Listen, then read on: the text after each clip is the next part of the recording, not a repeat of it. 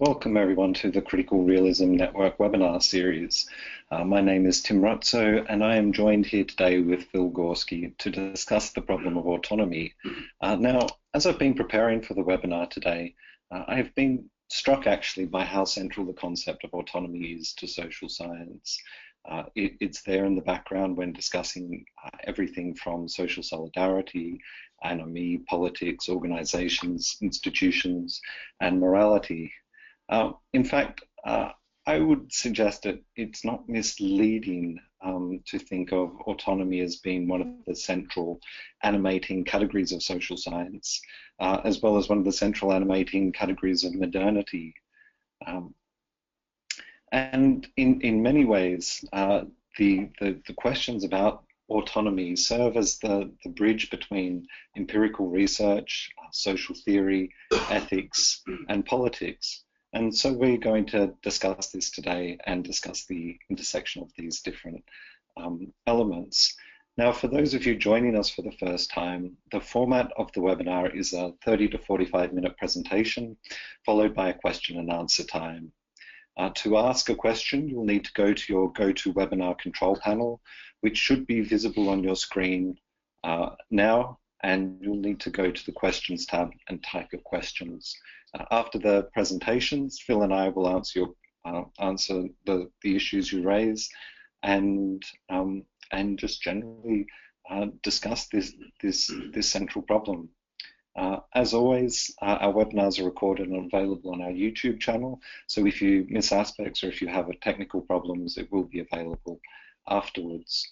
And with that, I will hand it over to Phil. Thank you very much, Tim. Well, as you probably picked up, we're trying something a little bit different today, which is two presentations instead of one, and also that means two folks responding to questions instead of one, and hopefully there'll also be a little bit of dialogue between Tim and myself that will arise in the process. I wanted to start out by giving you some sense of how I came to this particular topic, because it seems at first glance like a topic that would be of interest to intellectual historians or perhaps to political theorists, but I'm not clear why it should be interesting to people who do social theory or social philosophy. But I hope that will become clear in the course of the talk, and clearer still in the course of Tim's talk, which will pick up some of these themes and develop them further. So if we were to walk outside on the street, at least those of us who were sitting somewhere in North America or perhaps in the UK, if we were to walk out on the street and stop somebody and ask them, well, what exactly is freedom to you? I mean, what do you think freedom means? I think we would get answers like the following. Well, it means being able to do what I want. It means nobody getting in my way or stopping me from doing what I want. It means fulfilling my desires. It means checking things off of my bucket list. That's the kind of answers I think that we would most likely get. And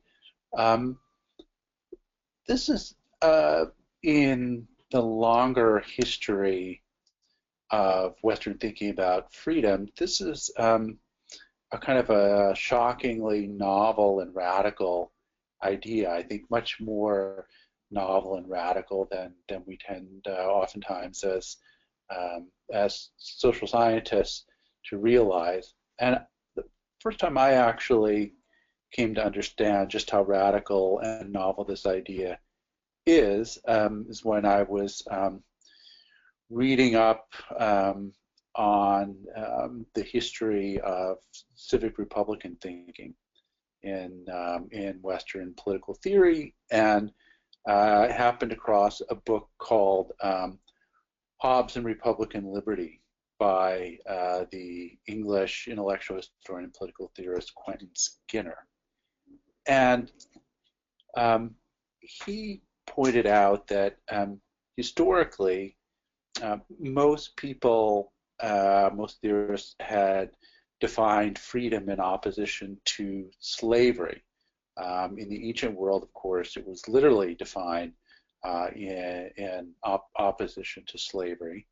And even in modern political theorizing, early modern political theorizing, this still continued to be the case. Indeed, this even enters into classical sociological thinking, for example, in Marx's discussion of wage slavery, which has resonances that I think that we sometimes miss, as he was, of course, also defining then freedom in opposition to slavery. So let me just work this contrast out a little bit. So the way that Hobbes defined freedom was literally as there being physical impediments to bodily motion. So that is the root definition of freedom for Hobbes: physical impediments to bodily motion.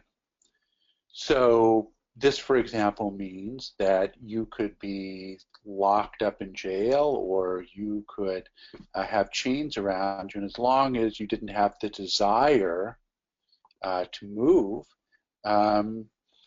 you would be free. It could mean that if you were enslaved and you didn't have the desire to be liberated, then in some sense, or manumitted, then in some sense, you were still fundamentally free. So this is radically different from the ancient notion. And the way this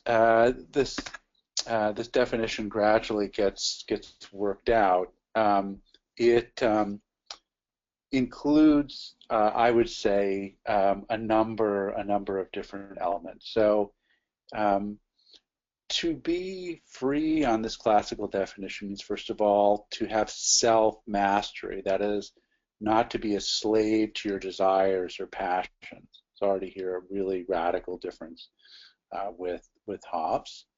And it also meant to be a free citizen in a free polity. So it's impossible to really be free, fully free at least, in a tyrannical regime. And finally, and most radically, to be free in this way of thinking meant to not be dependent or subject to the arbitrary will of another person, but only to be subject to laws that are democratically enacted. So again, sort of return to the sort of this example of an enslaved person. Now, for Hobbes, a happy slave is in some sense not really an oppressed or unfree slave, or a slave who has a master who treats them kindly is not somebody who's really fundamentally unfree or oppressed. This is another point of fundamental difference between this liberal and Republican conception of freedom, because on the Republican conception of freedom, there is an acknowledgement of the way in which interpersonal dependencies have the psychological effect of creating certain kinds of internal subservience, in which one doesn't even come to have certain kinds of desires in the first place because they're already censored out, right? Because one knows from the beginning that they're impossible. So very, very radical, sharp break here between Hobbes and these earlier ancient thinkers, and more broadly between what we might now think of as small Republican views of liberty and small L liberal views of liberty. And the Republican liberty,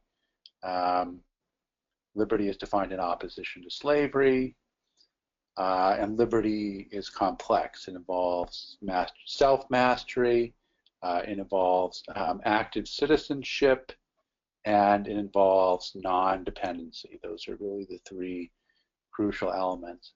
And Hobbes's understanding of freedom is simple, and it's defined in opposition to physical restraint. So to be free is simply to realize whichever desire is the strongest desire that we have, and not to be physically impeded from doing so. That is Hobbes's definition of liberty, and so that kind of liberty is, of course, also completely possible under an authoritarian regime, at least, for people who have the right kinds of desires, if you like, desires that don't displease the tyrant.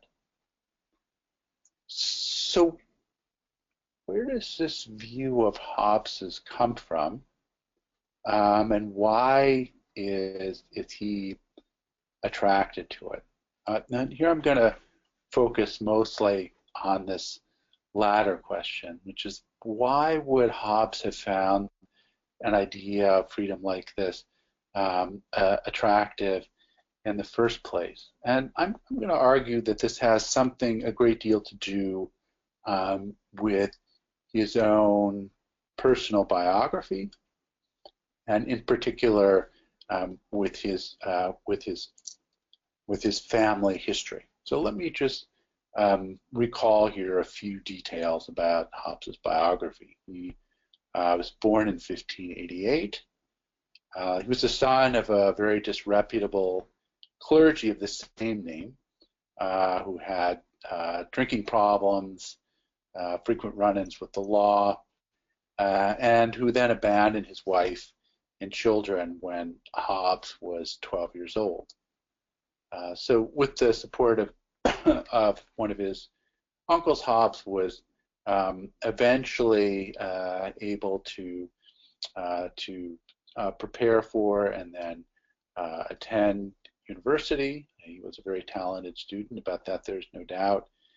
And then after graduation, he entered into the service of the aristocratic household of the Earl of Devonshire, and he remained in Devonshire's service for the rest of his life. Intellectually superior to those around him, for sure, but also socially and financially dependent on his patron. Now, Hobbes had no children of his own, and his experiences with the Earl's children don't seem to have made a positive impression on him, to say the least. Nor did he have any romantic attachments that we know of. So, in a sense, if you think about it, he lived out his own ideal of sort of radical autonomy without any kind of ties of any sort of deep emotional ties to other human beings or responsibility for any other human beings. Now, you might think that this is just a strange coincidence, this sort of overlap between, or affinity between, Hobbes's own life experience and his political theorizing. But if we look at the longer history of radical individualism in Western political thought, we will find that certain features of Hobbes's biography are repeated again and again. So if we look, for example, not just at Hobbes, but at other thinkers who press a kind of individualistic form of social philosophy, I'm thinking of people like Locke, Hume Smith, Kant, Bentham, Mill, Nietzsche, into the modern era with Weber and Foucault, we'll find that they all have a number of family resemblances, if you like. Indeed, if we look at their family histories, we find, first of all, that none of these men had children, that three were sons of Protestant parents were ever married, one only briefly, Mill, and both, it seems, only chastely. And quite a number of them complained of their harsh and authoritarian upbringings. This would be Hobbes, Kant, Mill, Nietzsche, Weber. So interesting patterns. But you know, you might say, well, so what? But I think that there is a close connection between these family histories and social theories of these various individualistic thinkers. So in particular, what I'm trying to argue here is that the extreme emphasis on individual autonomy that one finds amongst these thinkers partly grew out of certain common features of their life trajectories, specifically negative experiences with paternal and clerical authority at home and at school, further experiences of dependency and subserviency to noble employers and patrons later on in life, and last but not least, a lack of libidinal and familial ties during adulthood. So let me then try to sort of say a little bit about you know, why I think this is significant for contemporary social theory.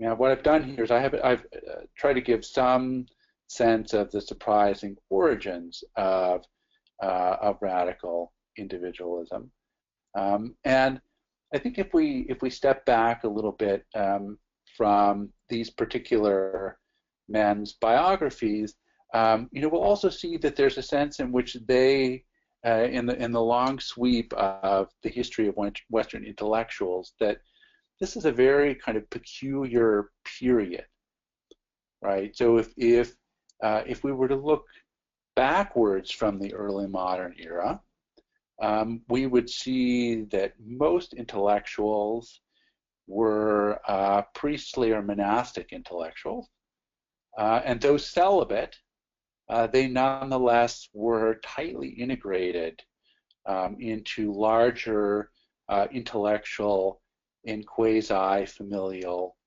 communities in which they had parent-like or family-like ties to other people who were older younger than them, in which they cared for others and others cared for them. So although celibate, they nonetheless had quasi-familial lives.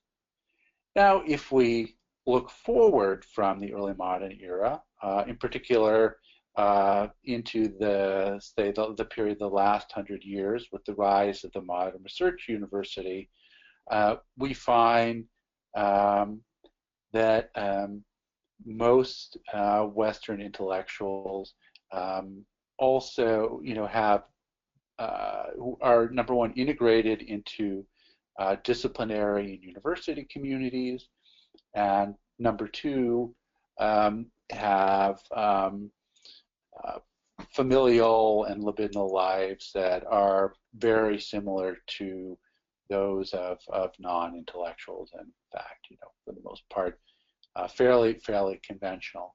So there's something sort of strange about this early modern period, in the sense that many Western intellectuals were free agents, and they were not integrated into any kind of tight-knit community. At most, they were parts of loosely integrated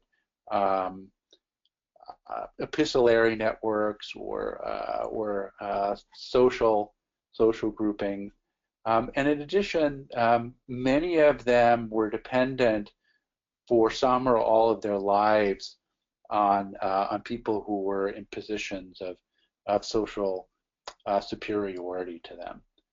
And so you can understand, first of all, why they would have had a very individualistic understanding of the world, since they had very little experience with relationships to other people. And secondly, you can understand why they would yearn for this kind of individual autonomy, to be set free from their noble patrons and superiors. So this, I think, gives some sense of where this idea comes from. And I think, this doesn't really explain why it was that radical individualism enjoyed the kind of uptake that it did within social thought and more broadly in common sense in many Western societies. But I think that's a story that many of us can kind of sketch out for ourselves. That is going to be a story about the triumph of capitalist economics and free market thinking within the broader society, and of various kinds of economistic theorizing within the social sciences. Those two things, of course, being deeply connected with one another.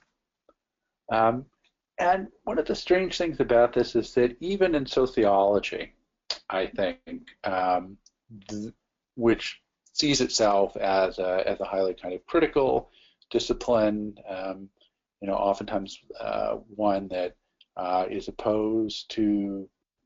intellectually opposed to economics, politically opposed to sort of crude forms of capitalism. Even in sociology, I think this ideal of autonomy has more uptake and more influence than we might at first realize or appreciate.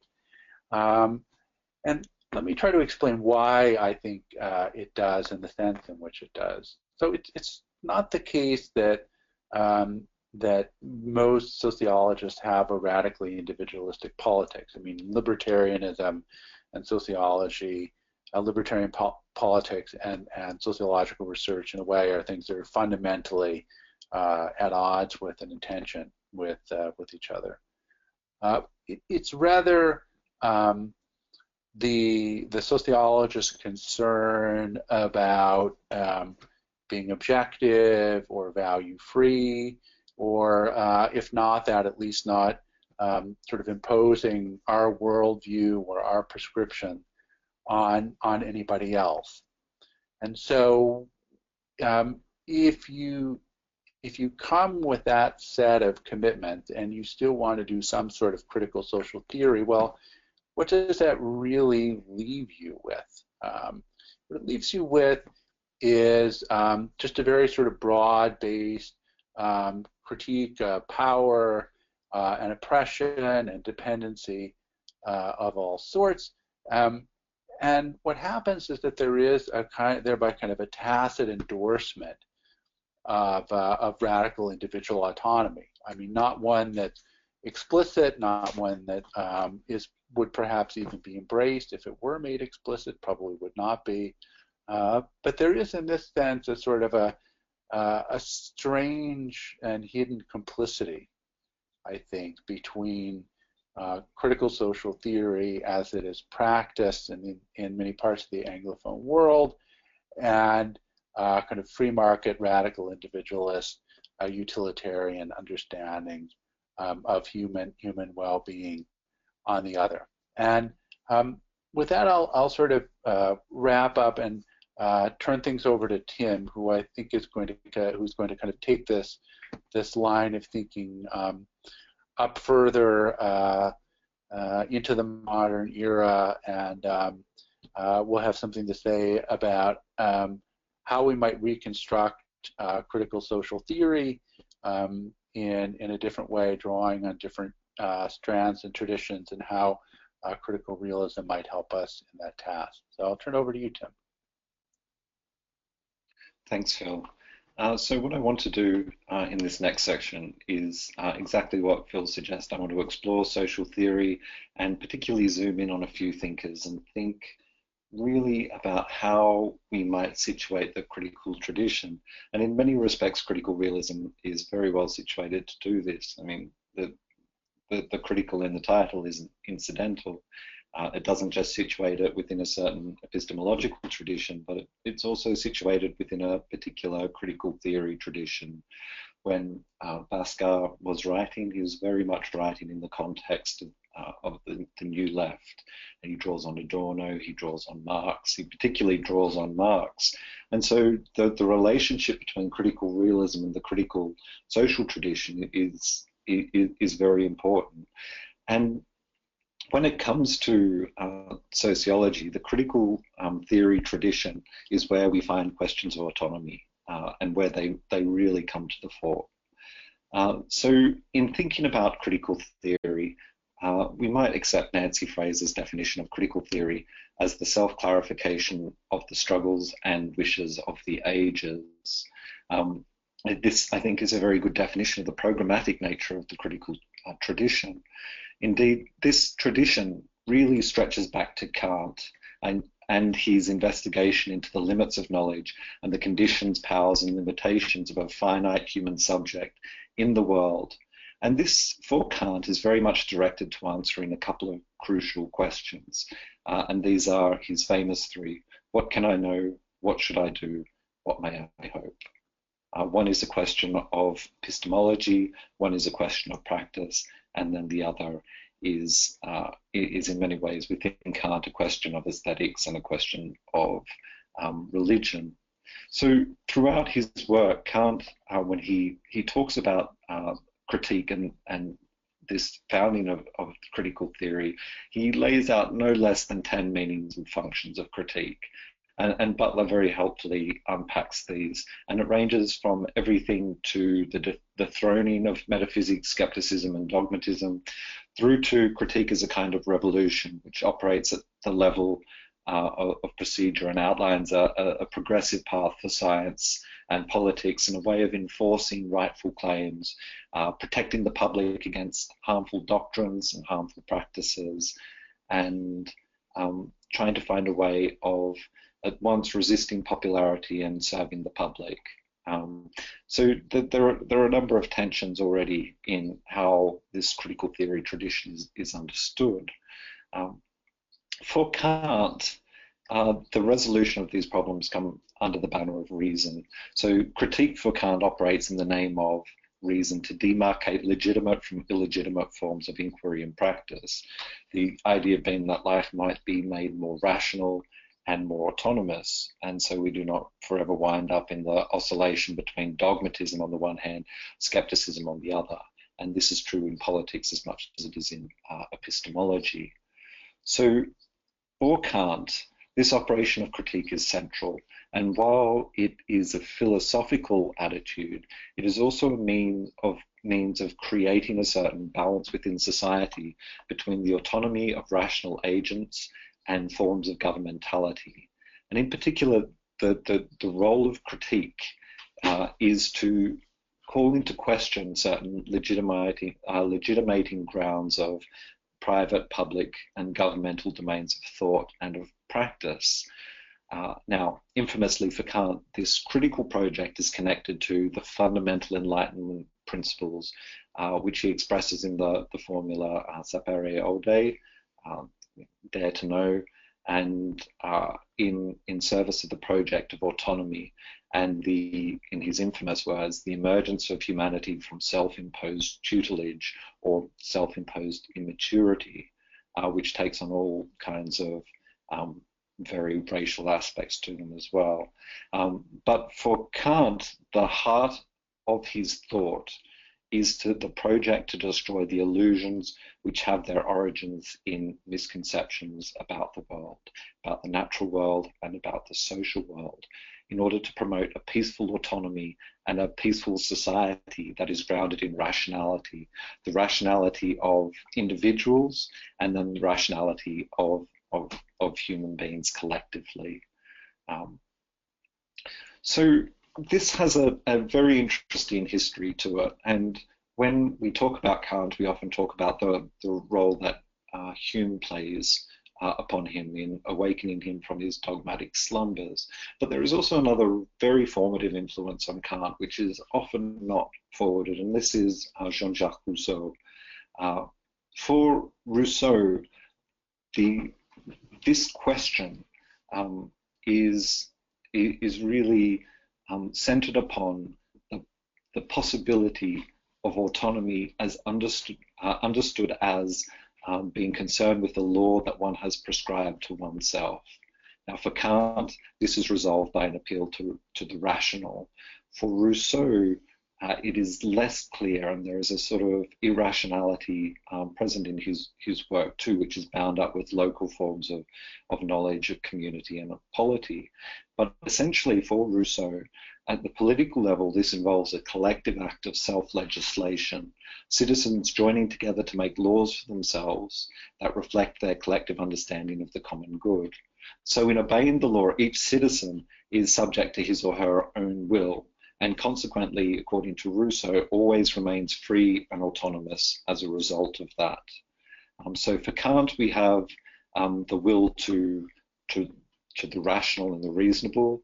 In Rousseau, we have the will to the collective understanding of the common good. And centrally, in terms of the trajectory of critical theory, Nietzsche comes along. And Nietzsche subverts the universalist impulse in Kant, and so that one no longer, and in Rousseau for that matter, so that one no longer wills the universal or the general, but one wills the particular and the individual.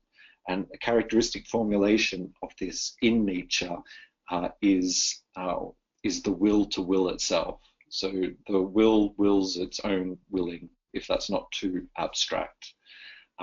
So this is the background upon which modern critical theory comes to the fore. And particularly, I'm going to focus on Foucault, because I would situate myself within a certain Foucauldian tradition. And Foucault himself operates in this Nietzschean line, and I think brings out many of these aspects of autonomy, which in turn raises the question of dependence and interdependence, which Phil has been talking about. So for Foucault, when we talk about critique, what we are really talking about is, as he suggests, a certain manner of thinking, of speaking, of acting, and done so in a certain relationship to what exists, to what one knows, to what one does, as well as a relation to society, to culture, and to others. And this is what Foucault calls the critical attitude. And primarily, the critical attitude is one that's concerned with questions of legitimacy and questions of autonomy. And operating in this Kantian tradition, critique becomes a moment and a movement in which the subject gives itself the subject gives itself the right to question truth concerning its power effects and to question power about its discourses of truth. So fundamentally for Foucault is taking up and radicalizing this Kantian tradition of questioning inherited forms of legitimate knowledge. For Kant, that was very much religion and very much a sort of dogmatism of rationalism that was characteristic of Germany at the time. For Foucault, this takes on a broader application.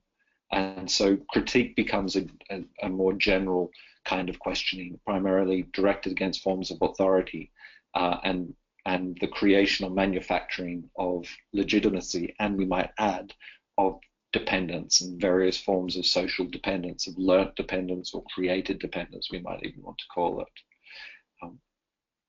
Now, for Foucault, this resistance to authority is the characteristic hallmark of the Enlightened project, and one which he in many respects seizes upon and continues. In spite of all the problems of enlightenment, this for him is the, I hate to call it the rational kernel, but the rational kernel which he wants to continue. And so critique fundamentally begins with this questioning of the demand for obedience and subjecting every obligation imposed on a subject to a rational and reflective evaluation. And I mean, we can see in this that sort of Hobbesian resonances that come to the fore. So more than this, though, for Foucault, critique is not quite simply a matter of questioning the demand for obedience. It is a way of analysing and apprehending the manner in which certain demands, categories and norms of the world are created, instituted and naturalised, and the manner in which fields of knowledge and fields of practice and activity and subjectivity are constituted, are ordered, are justified, are made legitimate, and done so in such a way that human beings become dependent rather than autonomous. And central to this, again, is this particular attention to what is suppressed or what is left out in order to create particular norms, which result in his classic categories of the pathological, the abnormal, the abhorrent, the deviant, as the sort of necessary corollary to legitimating normativities and universalities created by authority structures. And this of course involves an implicit critique of Kant and of Rousseau in this manner of willing, which has a sort of universalist demand to it. Methodologically, this means for Foucault, critique becomes a self-clarification concerned with the genealogy of problems and problematics. And his work on madness and sexuality is very telling on this as a sort of case in point, where critique uncovers the structure of discourses, signs, knowledges, rituals, practices, techniques in the form of power, which give rise to all the scientific categorizations of madness or knowledges or practices around sexuality, such as the scientific gaze, the mechanisms of confinement, the will to knowledge, pastoral power, biopolitics, biopower, care of the self, all of these different forms of mechanisms and structural forms. But for Foucault, there's an important aspect to this and the analysis of the sort of received traditions and with that the questions of authority. And I think this is central because it underlies this aspect of ambiguity within Foucault, and that is not everything is bad, but everything is dangerous, which is not exactly the same as everything being bad. And so if everything is dangerous, we always have something perpetually to do, to perpetually analyze the way in which certain dependencies impose themselves upon us or are created, and to which we respond. In other words, we might sum this up by appealing to both Kant and Rousseau, that for Foucault, critique is fundamentally caught up in the question of laws that we prescribe to ourselves, the cultivation of forms of subjectivity and practices at the level of discourse, at the institutional level, at the personal level, and the manner in which particular discourses, regimes, and universalities are mobilized in that task. So there is a fundamental sort of aspect of self-reflexivity that comes with his account. The question that inherently is raised is, what are the laws that we are prescribing to ourselves?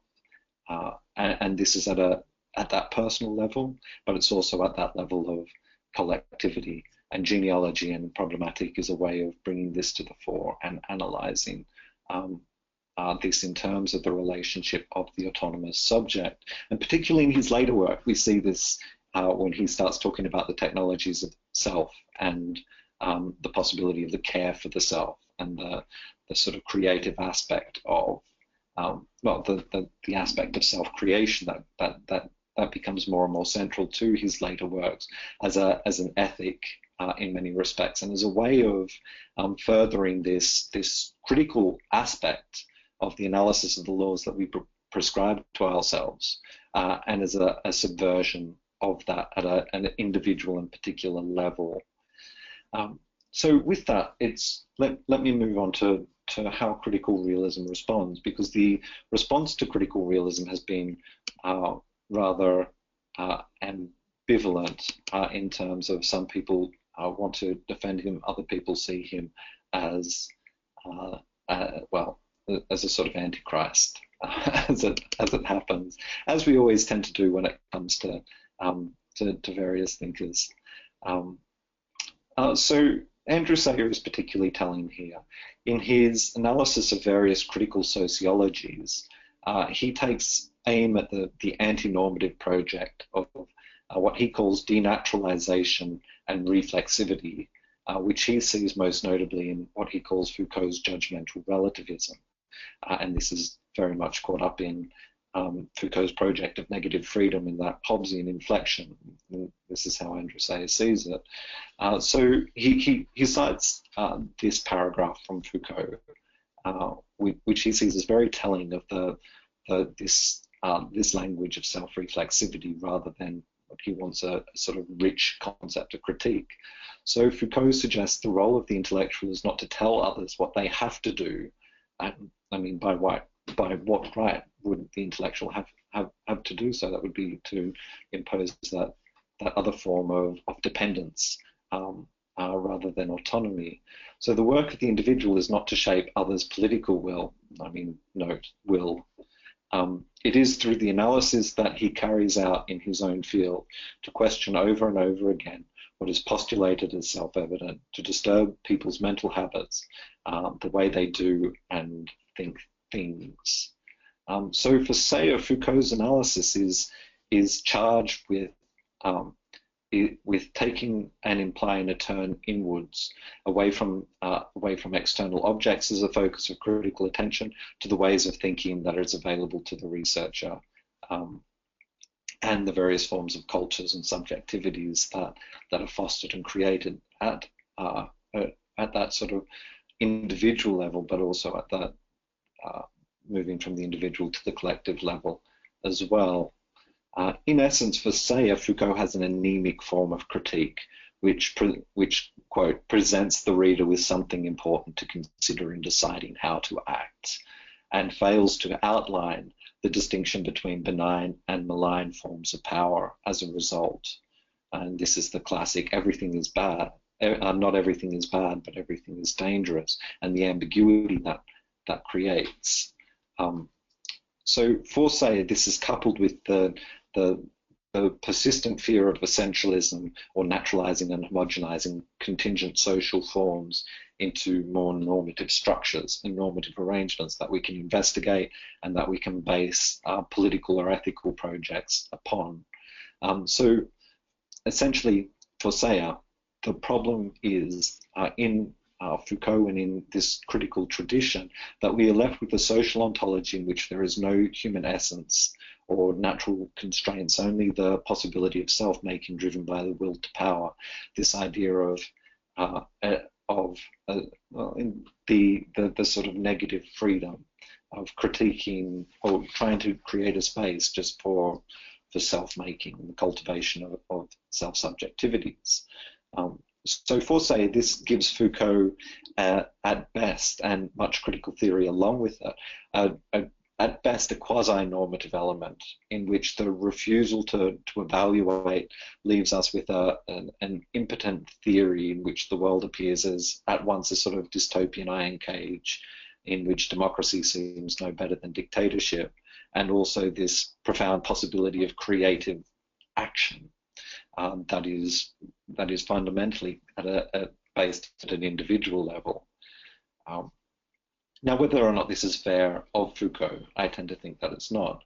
But Sayre builds upon this to suggest that any truly critical theory needs a conception of well-being and ill-being, and that the reduction of illusion, the critique of forms of subjectivity, all of these aspects of critical theory implies an orientation away from ill-being towards concepts of flourishing, and effectively, particularly when it comes to, say, Foucault and the analysis of subjectivity, the movement away from epistemology to ontology, which is able to identify that things are not right as they are because there is a fundamental ontological relationship to concepts of the good and well-being, which are concerned with, in many respects, uncovering relationships of dependence and interdependence based in accounts of human nature and social ontology.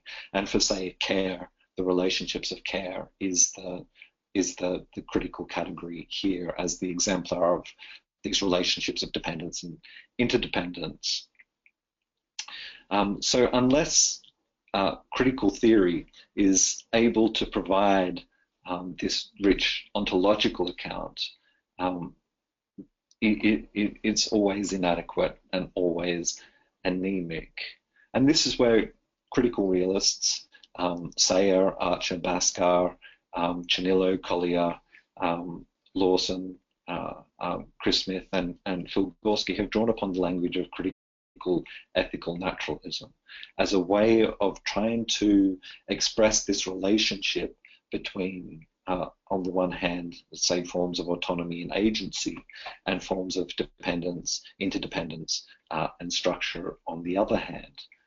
So if we were to think about this in terms of an empirical program, the critical ethical naturalism suggests that our empirical investigations, as we uncover aspects of the social world, the nature of social relations, it issues an invitation to develop our understanding of human nature, our shared humanity, and possible normative dimensions of the social world and social relations, all of which is concerned with fundamentally the attempt to answer the question how to live well. This development of the universal principle of humanity and a sort of ontological program becomes a foundation for regulative ideas of sociological research at both the methodological, theoretical, and empirical and ethical level. In other words, our investigations and reflections are based upon the aspects of the social and the pre-social sources of the normative in social life, and the possibility of developing a political and ethical project based on that basis.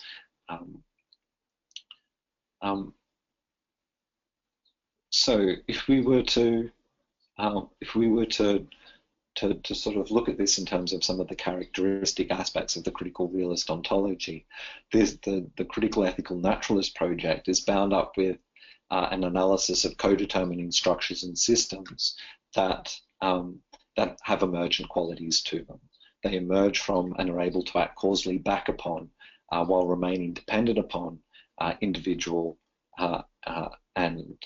individual agency and social activity, which guarantees a sort of irreducibility of activity in the social world and questions of autonomy and dependence, an irreducibility to social and non-social realities, so that human persons, while social through and through, they are not simply reducible to their social features. They have material and mental powers and capacities which are not simply socially instantiated or reducible to organic matter in any interesting way.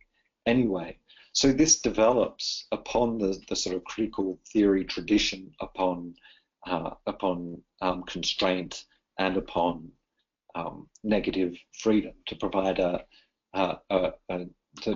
take us into the next step, into the questions of a positive project, which is concerned with uncovering social relations of dependence and independence and interdependence, and as well the situation of autonomy within that as a sort of methodological, moral, and political project. I mean, this could almost be seen as a sort of Durkheimian investigation into the distinctive forms of anomy, as well, and the balance between social regulation, or the imbalance between social integration, moral regulation, and autonomy. And so this, in many respects, for Sayre and in particular, is the manner in which critical realism is able to recapture a sort of a theoretical and empirical impulse of critical theory by grounding it in autonomy, and therefore allowing, by grounding it in ontology, and therefore allowing an empirical and theoretical and moral program based on that, and based on, in many respects, a conception of positive freedom. And that will do me. So, as I said at the beginning, there is an opportunity to ask questions. If you go to the GoToWebinar control panel, you'll see the tab that says questions, and if you ask those, Phil and I will be able to address those as they come in. Tim, let me kind of kick things off by asking you a question. So I know that you have been somewhat worried by or critical towards the kind of human flourishing leg of the critical realist project, and you felt sort of more attracted to the kind of critical stream of the critical realist project. I was just wondering, first of all, whether your thinking about that had changed, and second of all, in any event, how you think we should think about critique. I mean, you kind of situated, interestingly, Foucault in this Kantian line, which is not how he's usually read. So do you see a kind of a Foucauldian rereading of Kant as the best way forward, or do you think that we should draw on other currents within critical social theory, like the Marxist tradition? So just in general, how are you thinking these days about, you know, what is a good critical theory, and whether a good critical theory also includes some kind of positive account of human flourishing? Yeah, thanks, Phil. So I might begin with what is the sort of perennial problem of human nature, and some of the issues I see with that. And in many respects, this ties into the debates around essences or anti-essential currents, as well as the old debate that took place between Sartre and Heidegger and Althusser and Levi-Strauss, which was the distinction between humanism and anti-humanism. So for me, the focus upon an account of human nature is slightly problematic, and the reason I think it's problematic is because, because in part just the sheer heterogeneity of the social world, and the question of generalizability from particular and individual instantiations, and the idea that there could be a normative project erected on that. So I share with Foucault and the critical tradition, or this particular critical tradition, a sort of allergy to languages of universality, and I think, however, and this is where it becomes tricky, that there is no avoiding ontology, and that at some level we always give an ontological account, and this extends to human nature. So in this debate between Heidegger and Sartre, there is a great line that emerges where Heidegger says essentially the problem is that the inversion of a metaphysical principle is always a metaphysical principle. So the idea of rejecting human nature also seems to carry with it that there's an implicit account of human nature that goes along with that. And I think that's right. The question then becomes how heterogeneous and how inchoate that account is, and the manner in which human nature is often articulated by recourse to pre-social factors that are just that are essential, they're biological, or they're caught up with particular innate capacities, and Habermas here comes to mind in terms of communicative rationality. I find I think I can see. I can see why that seems to be a fruitful project, but I think at the end of the day, for me, the more fruitful approach is the identification of the aspects of social ontology which constrain and enable the expression of agency, leaving aside the questions of of human nature. And so in some respects, I would probably situate myself more within a line which is concerned with investigating the conditions of possibility for autonomy and forms of autonomy rather than forms of dependence or interdependence. Although this in itself raises a sort of fundamental aspect that's, I think, implicit in Foucault and certainly implicit in Nietzsche. And this is the aspect that we see in Rousseau between the individual and the collective. The individual who wills their own freedom, and the collective that also wills its own freedom. And so the political project that builds out of this is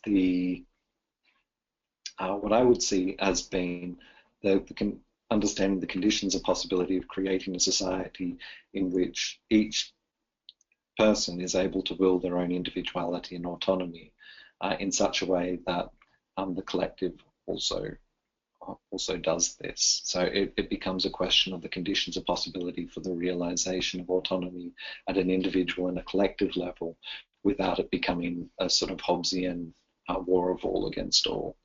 This formulation you find in Sartre's existentialist humanism, and you find it in Marx and Bhaskar. Appropriate is probably the wrong word. Bhaskar draws upon that, and the freedom of each is dependent upon the freedom of all. So that would be more my my moral and sort of political project caught up with the critical theory tradition plus ontology. Right. Well, I mean, I guess my own attraction to these discussions of ethical naturalism, human flourishing, some concerns about kind of social interdependency and personal dependency.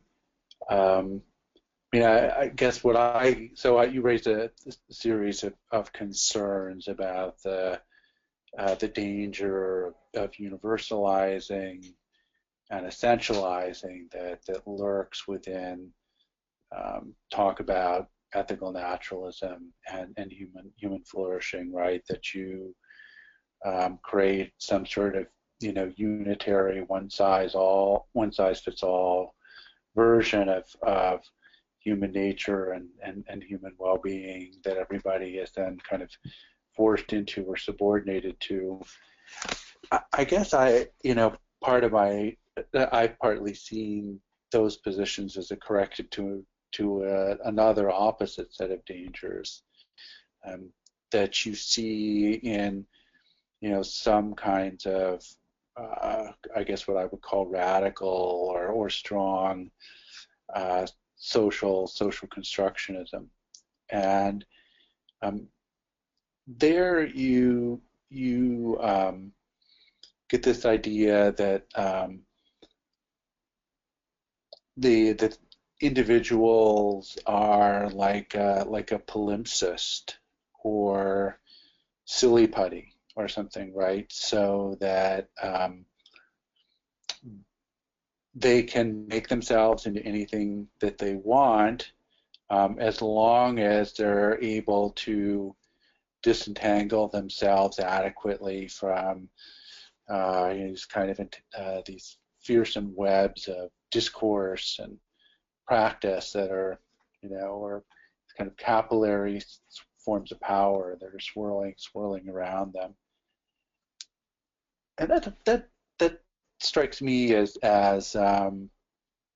problematic in two ways. I mean, one, I although human beings are, don't seem to have as deep an instinctual apparatus and are physically, more sort of flexible in their bodily organization and less adapted to specific things than other animals are.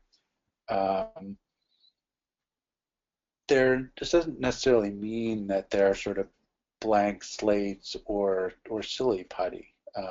that they can be made into anything and be remade into anything. And so that's the first concern. So I think, I think that where you came down sort of towards the end of your your comments about the need to somehow think about how autonomy and interdependency can be balanced or reconciled with each other, right? That's sort of Rousseau's big problem. I mean, how can men, be,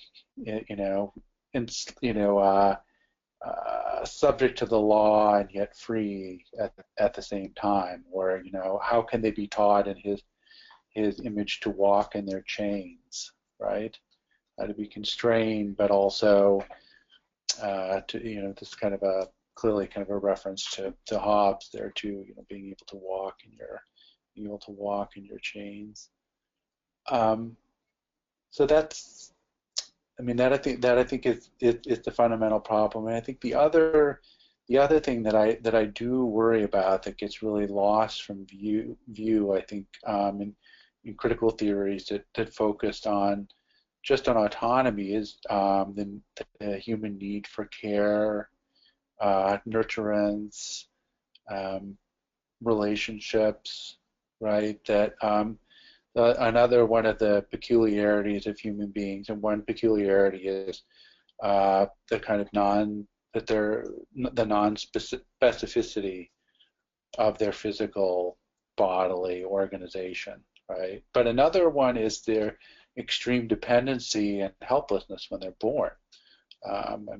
Human beings, unlike many other animals, can't survive, from the minute of birth, and not even really on their own for a number of years. They require a lot of nurturance.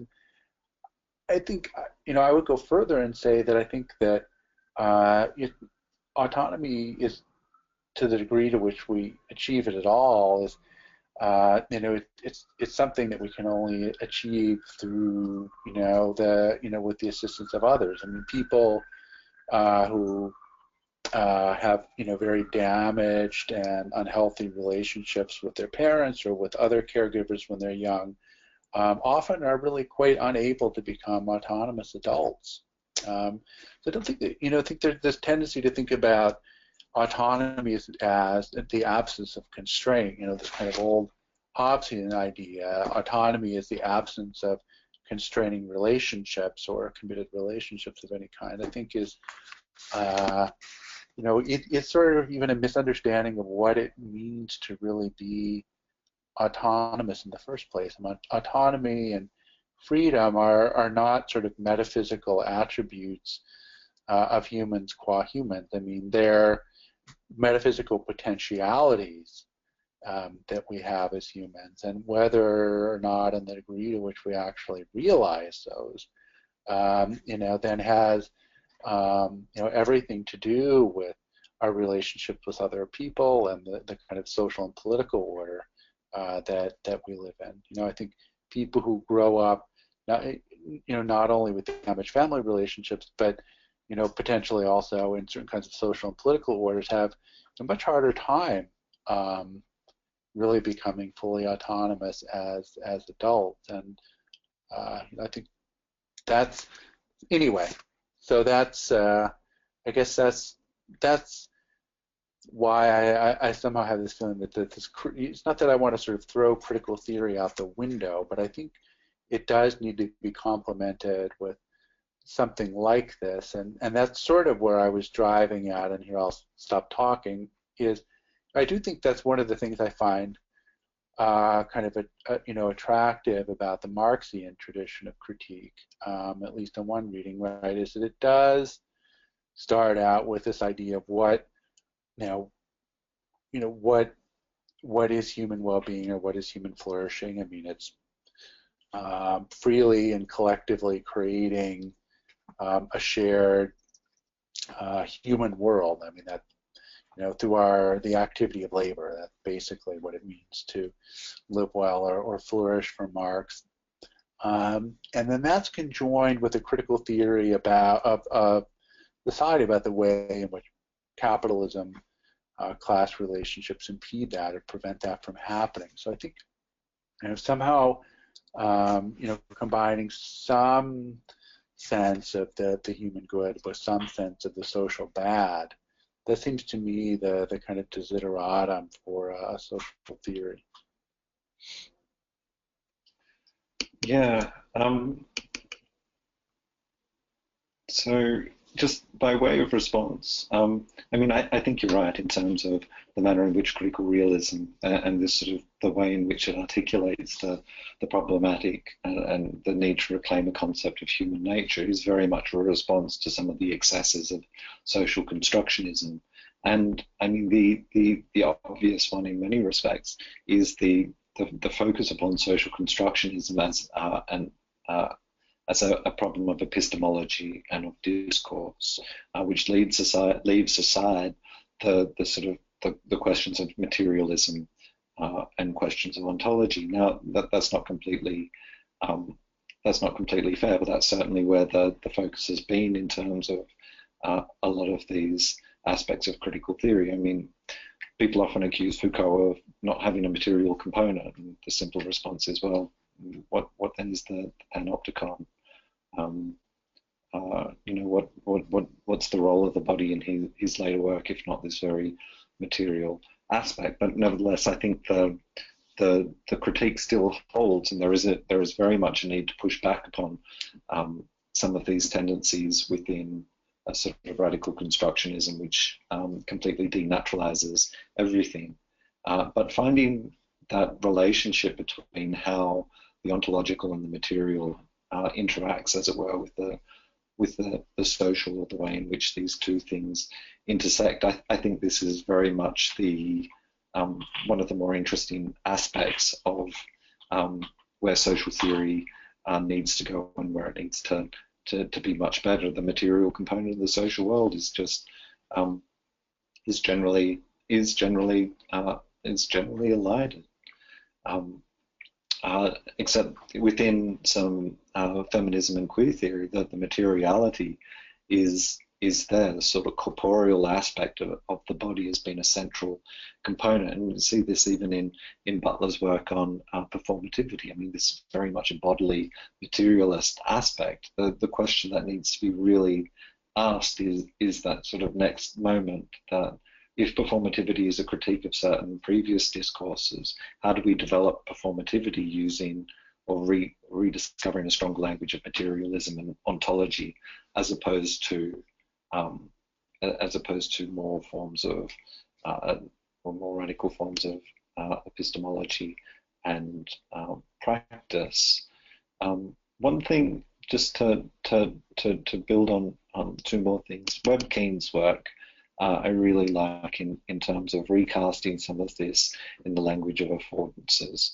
And so he talks about in his book Ethical Life, he draws on evolutionary biology and sort of cognitive science to talk about certain fundamental realities, I suppose you would call it a species being, that affords and constrains particular possibilities, particular ethical possibilities, particular activities within the social world.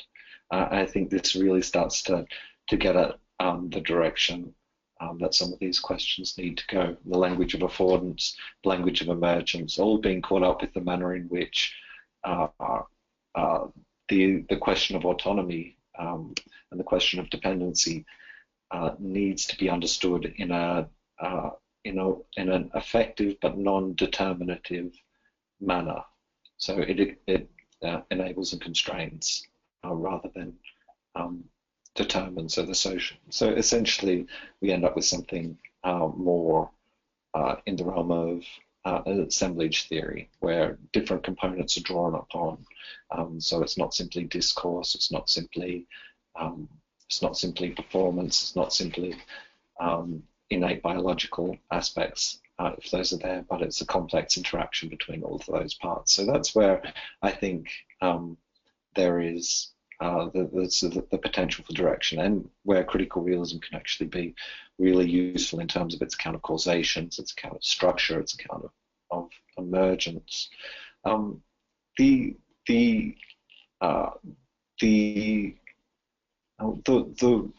I think critical realism, when it comes to something like human nature, I think it does it better than, well, I want to say better than anyone, but that's probably a bit too generalizing a claim. One of the things I think I like in the critical ethical naturalist project is the manner in which it very much sets itself up as a research program in the sort of Lakatoshian sense, that there are core aspects, core sort of ontological aspects, but then the whole theory is a process of revision as it sort of engages with more and more aspects of the social world, and the way in which empirical investigations then can inform theoretical investigations and vice versa. I mean, just to go off on a side, the sort of artificial distinction between philosophy and sociology and social science and empirical investigations, I think is just horrific, and that's one of the things that needs to be overcome. And this question of autonomy and dependence and interdependence is one of those fields. The last thing I'll just say is when it comes to questions of say care, dependency, understanding as being sort of fundamental and necessary aspects of human existence. I mean, I completely agree. I suppose the question then becomes, what does this mean, and just how abstract are these categories? Deleuze has a fantastic distinction between what he calls the what and the which, and the what is sort of more the definition of something like care and dependency, and then the which is the looking at the particularities and the forms in which it takes, its individuations at a sort of more particular level. And Deleuze, and I think myself, very much are on the side of the which rather than the what, and see the what as being perhaps too overgeneralizing, so that what we're actually concerned with are the particular caring relationships which may be very sort of individually and culturally specific. Even if these are sort of more necessary universal categories, they always take on concrete forms. So that's how I think I would answer that, if that makes any sense whatsoever.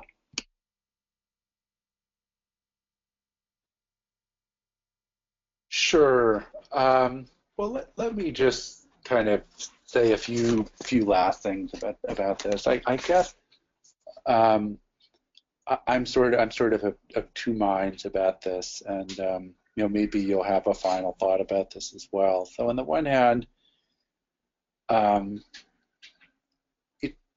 don't think that the kind of critical, open, ethical naturalism that I would subscribe to gets you really strong ethical or policy prescriptions. So it doesn't tell you how to organize your healthcare system or your schooling system or anything like that.